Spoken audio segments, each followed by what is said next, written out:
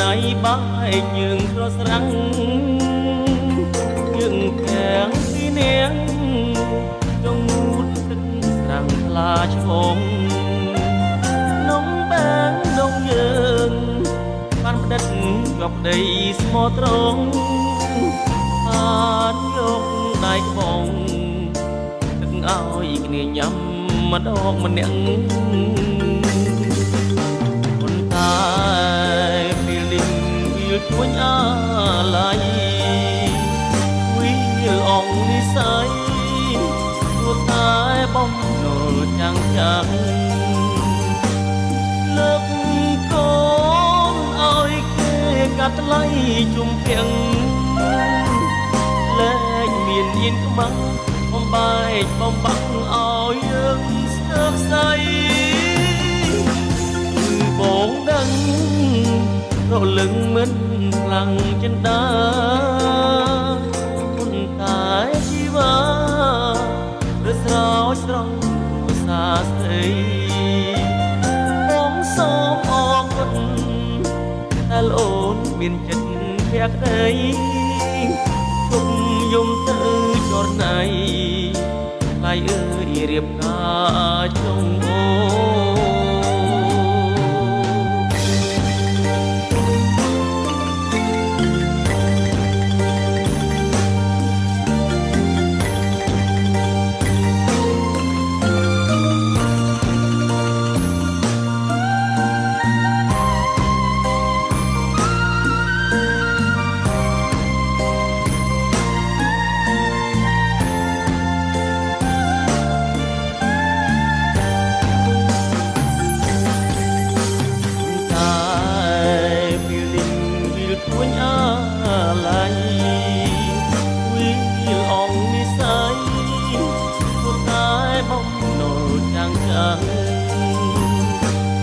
លើក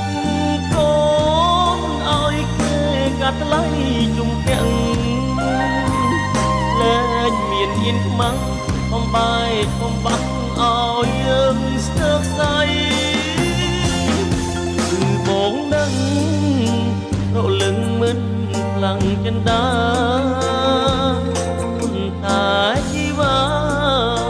រស្រោចស្រង់ភាសាស្ដីបងសូមអរគុណ